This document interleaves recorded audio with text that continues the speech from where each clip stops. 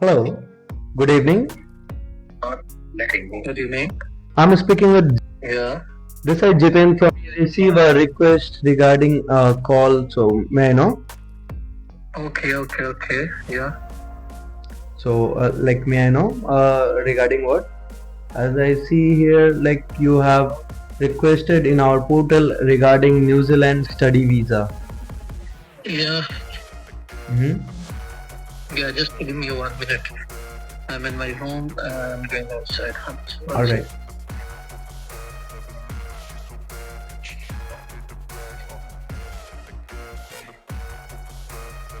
So are you from? Yeah. Are you understand Urdu Hindi or no? Sorry. Are you understand Urdu or Hindi? Yeah, I can understand Urdu and Hindi both. Okay.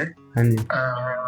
तो मैं basically Pakistan UK London में रहता हूँ. ठीक है. तो मेरा already degree जो है वो कंप्लीट हो गई है, लेकिन डिग्री से पहले मेरे साथ हैपेंड हो गया था कि मेरा वीजा कैंसिल हो गया था. ओके. स्टूडेंट वीजा कैंसिल हो गया था 1 मंथ पहले. अच्छा. बट मेरी वो असाइनमेंट थी, जो पेपर वगैरह वाला था, सब कुछ वो डिग्री की तरफ से, वो यूनिवर्सिटी की तरफ से कंप्लीट था. ओके. और फीस भी मैंने तकरीबन आधी दे दी हुई थी और बाकी आधी रहती थी. मेरे ब्लूमसबरी इंस्टीट्यूट इधर लंदन में है और लंदन में मैं रहता भी हूँ. तो मेरा वीजा कैंसिल हो गया, डिलीवरी कर रहा था तो उस वजह से. बट मुझे यूनिवर्सिटी की तरफ से ट्रांसक्रिप्ट मिल गई है, कंप्लीशन लेटर भी मिल गया है. ओके. तो इस बेस पे मैं आगे अप्लाई कर सकता हूँ, क्योंकि अभी यूके में तो मैं पीएसडब्ल्यू अप्लाई नहीं कर सकता. और ये भी मैंने उसके बाद में असाइलम डाल दिया था जब वो इमिग्रेशन वालों ने पकड़ा था, क्योंकि बाहर तो आना था. हाँ जी. तो अच्छा, तो अभी आप कौन से स्टेटस में हो, मतलब वीजा के कौन से स्टेटस में हो, वहाँ पे स्टे कर रहे हो? अभी मैं असाइलम पे हूँ. मतलब आपका वो एक्सेप्ट हो गया असाइलम? नहीं, अभी नहीं हुआ. ओके. तो मतलब अभी रिफ्यूजी का स्टेटस आपको नहीं मिला है अभी तक? ना, नहीं मिला. ओके. तो अभी मतलब आप लेजेड वीजा पे हो अभी या नहीं हो?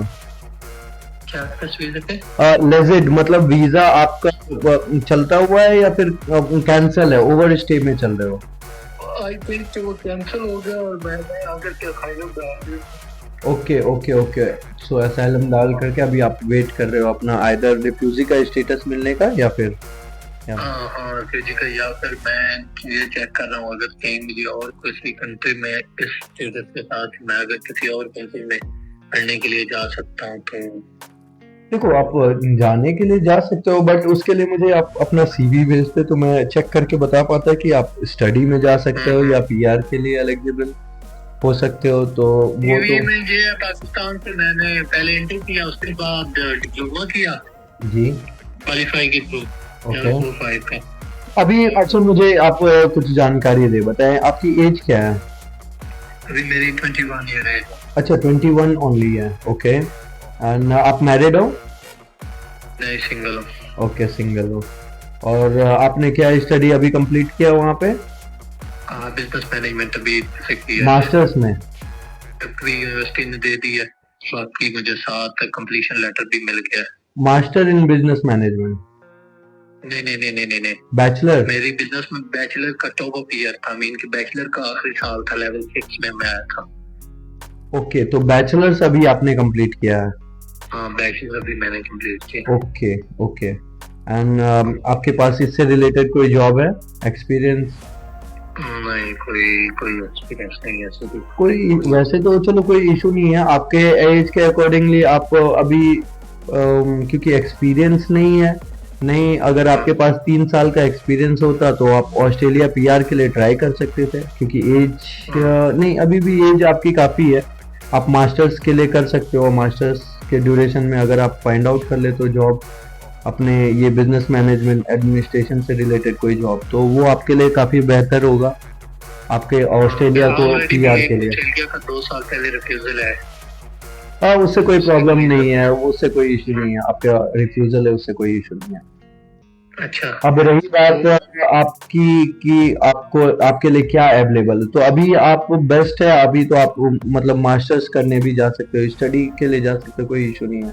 हाँ. और आपका बिजनेस मैनेजमेंट है, तो आपको इसी से रिलेटेड, कॉमर्स से ही रिलेटेड कोई मास्टर्स में भी आपको ये करना होगा। एमबीए कर सकते हो, नहीं कर सकते? हाँ, एमबीए कर सकते हो, ये एमबीए कर सकते हो। ठीक हो गया। और ये आपका हो जाएगा आपका 2 साल का। अच्छा। हाँ, और पीएचडी आपका 3 साल का। क्या चीज है? मास्टर्स आपके 2 साल के हो जाएंगे और पीएचडी 3 साल का। अच्छा अच्छा जी। तो ऑस्ट्रेलिया का चांस ले सकते हैं, हो सकता है? तो ऑस्ट्रेलिया भी ले सकते हो, न्यूजीलैंड भी ले सकते हो, क्योंकि वो आपकी एज काफी है, और क्यों नहीं हो सकता, इजी हो सकता है। अब डिपेंड करता है आपका मेरिट क्या था, मतलब कि आपके मार्क्स कैसे थे, ठीक है। और मिलने को देखो, यूनिवर्सिटीज आपको हम प्रोवाइड कर सकते हैं। वैसे आपने देखा होगा हमारा हेडक्वार्टर भी ऑस्ट्रेलिया में ही है। और तो अगर आपके मार्क्स अच्छे होंगे तो अच्छे से अच्छे यूनिवर्सिटीज में हो सकता है, ठीक है। मार्क्स कम होने पे थोड़ा सा ग्रेड लो होता चलेगा, दैट्स ऑल। बट एडमिशन आपको मिल जाएगा, क्योंकि आपका अभी तो अलाइनमेंट स्टार्ट ही होगा आपके एजुकेशन का ना। जनरली ये आपके बहुत अच्छे फेस में हो, ठीक है। अगर मान लो अगर आपको इससे रिलेटेड जॉब नहीं मिल रहा, एक मिनट, मैं भी आपको एक सेंड कर रहा हूँ, ये देखिए मार्क्स कैसे हैं। आप मुझे सीजीपी बताएं कितना आया था? उसमें सीजीपी उन्होंने ही बताया, मैं भी आपको सेंड कर रहा हूँ। यही उन्होंने हमें सेंड किया, ट्रांसक्रिप्ट दिया। ओके।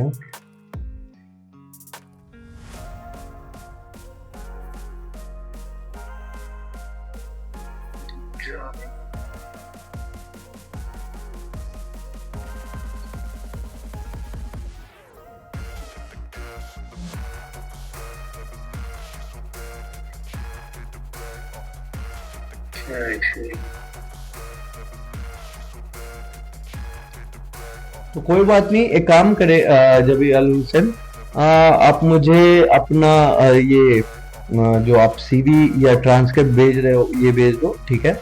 मैं इसको चेक करके और अपने टीम से, जो एडमिन टीम से सारी चीजों को क्लियर करके आपको बता दूंगा।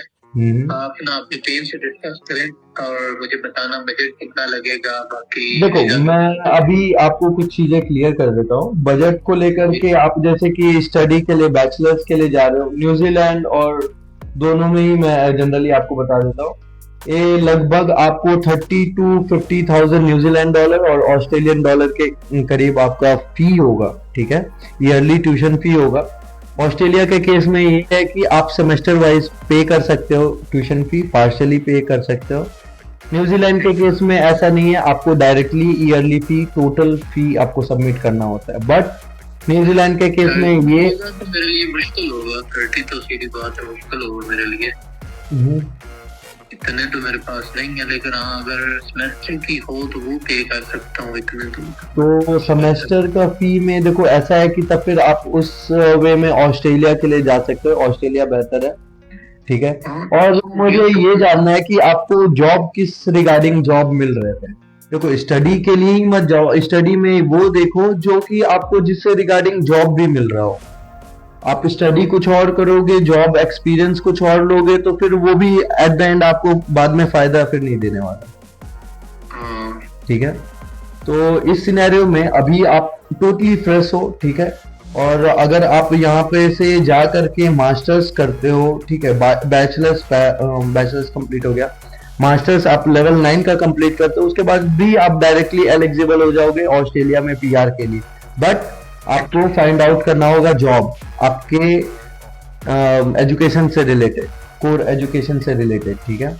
और अगर आप सक्सेसफुली फाइंड आउट कर लेते हो, then you are lucky. Lucky क्या मतलब कि आप सीरियसली लकी हो कि आप you will gonna get the Australia PR so fast and so easy. तो मुझे आई थिंक ये लग रहा है कि वो आपने कॉल वैसे नंबर से की है, तो इस वजह से वो सर्विस नहीं आया। अच्छा, ओके, हाँ, समटाइम इंटरनेट नॉट वर्क करता है जब हम अभी मुझे आ गया वाईफाई के नजदीक, अभी मैंने सेंड किया। ये है, बाकी इंटर का भी था तो वो भी सेंड कर देंगे, कर दूंगा। ओके, ये आपने करना फिर मेरे लिए क्या ऑप्शन बेहतर रहेगा? प्रोफेशनल यूनिवर्सिटीज में पढ़ाई किया। ओके ठीक है, मैं मुझे टाइम दे इसको चेक करने के लिए। कि सेमेस्टर की अगर पे करें वो कितनी बन जाएगी? वो आपका देखो सेमेस्टर, एक ईयर में 2 सेमेस्टर्स होते हैं, ठीक है, तो उसको 2 टाइम्स में डिवाइड कर लो, और अगर आपके पॉइंट्स अच्छे हैं तो उस सिनेरियो पे आपको ये भी मिल जाएगा, बट हाँ जी, बट उसके लिए हम यहाँ पे आपको कुछ भी श्योरिटी नहीं देते हैं, ठीक है। ये बिजनेस मैनेजमेंट ये आपका बढ़िया है, आप अगर आपको इससे रिलेटेड जॉब मिल रहा है तो आप डेफिनेटली मास्टर्स के लिए चले जाओ, ठीक है। ये नहीं करना है कि आप मास्टर्स आप अपना एमबीए कर रहे हो एंड उसके बाद में आप वर्क कर रहे हो सपोर्ट केयर का। अगर ऐसा है तो आप स्टार्टिंग से ही केयर में ये इंटर कर जाओ, वो बेटर रहेगा। अच्छा, जॉब इधर यूके नहीं, अगर ऑस्ट्रेलिया में इसके रिलेटेड जॉब मिले तो मुझे कोई नहीं है। तो आपको खोजना देखो आपको होगा, बट मैं ये बोल रहा हूँ देखो, जिस चीज का मार्केट अवेलेबल है उस चीज का पढ़ाई करोगे तो वो बेटर होगा आपके फ्यूचर प्लान के लिए, ठीक है। क्योंकि अगर आप यहाँ आज यूके में हो, आप यूके से अगर मूव करने का प्लान कर रहे हो ऑस्ट्रेलिया, तो कोई ना कोई लॉन्ग टर्म प्लान तो सोचा होगा आपने, ठीक है। तो अगर लॉन्ग टर्म आपने प्लान सोचा है तो उसके अकॉर्डिंगली एक्ट करो, क्योंकि हम daily we are evaluating the profiles, तो हम प्रोफाइल्स देखते हैं, और कुछ लोग ऐसे आते हैं उन्होंने, जैसे आपने मास्टर्स बिजनेस मैनेजमेंट बैचलर्स में किया, उन्होंने मास्टर्स में किया, और वर्क क्या कर रहे हैं, एक्सपीरियंस उनके पास में है केयर सपोर्ट का, सपोर्ट वर्कर का, नर्सिंग का, तो ये कोई रेलिवेंट नहीं होता है, ठीक है। इससे आपका इन फ्यूचर कोई बिल्ड नहीं होने वाला। तो इस सिनेरियो में अभी आप टोटली फ्रेश हो और आपकी ना एज ज्यादा हो रही है, ठीक है, आपके पास सफिशिएंट टाइम भी है, ठीक है, और सारी चीजें जो कि आप अगर प्रॉपरली यूटिलाइज करते हो then definitely you are going to be get the PR, like until 25-26 होते होते आपका पीआर हो जाएगा आपके ये में ऑस्ट्रेलिया में, अगर आप प्रॉपरली प्लानिंग के साथ चलते हो। बिल्कुल। देखो ये और कोई अगर हेल्प चाहिए तो मैं आपको दूंगा, ठीक है। देखो अभी मैं आपने जो भेज दिया है इसके अकॉर्डिंगली मैं आपको कुछ यूनिवर्सिटीज के लिस्ट भेजता हूँ, ठीक है।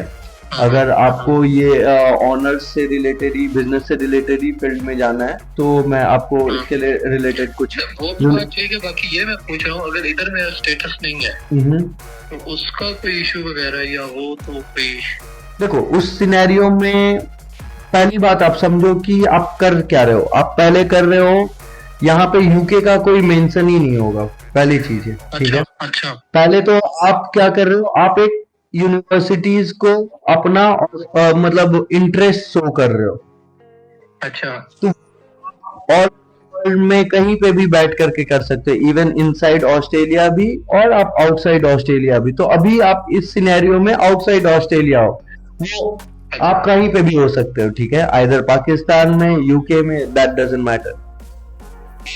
देखो जब आपके डॉक्यूमेंट्स आते हैं तब आपको अपॉइंटमेंट लेना होता है, ठीक है, तो जाकर के सबमिशन, तो आप जहां पे भी अवेलेबल होंगे, अगर आपका वीजा वैलिड है तो डेफिनेटली आप एम्बेसी जा सकते हो, एम्बेसी का अपॉइंटमेंट ले सकते हो, अगर वैलिड नहीं होगा तो आप नहीं ले पाओगे, correct.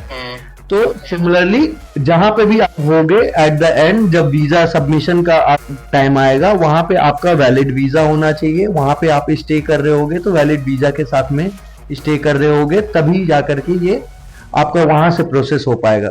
Otherwise you need to go back to your country, और आपको मान लो लेट्स सपोज कि आपको रिफ्यूजी का स्टेटस नहीं मिलता है इन केस, तो उस सिनेरियो में आपको फिर यही करना होगा कि आपको फिर अपनी कंट्री जाकर के वहां से वीजा प्रोसेस करना होगा, बस सबमिशन करना होगा, अपने डॉक्यूमेंट सबमिट करने होंगे वहां से, दैट्स ऑल। ठीक होगा जी, चलो ठीक है, फिर मुझे कुछ रिसर्च करके बताएं, ठीक है, बहुत शुक्रिया। ठीक है, और अगर कोई और भी जानकारी चाहिए होगी तो आप हमें व्हाट्सएप कर सकते हो और कॉल कर सकते हो कभी भी, ठीक है। You can save our number. Okay, have a good day, take care. Okay, bye.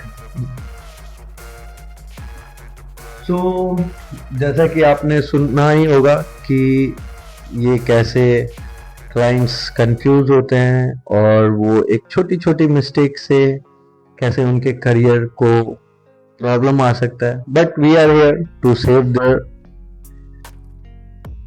Them and save. So हम भगवान नहीं ठहरे, but we are trying our best. What are the possibilities we can do, we are doing it. So guys, hope आप लोगों ने भी कुछ सीखा होगा इस कॉल से।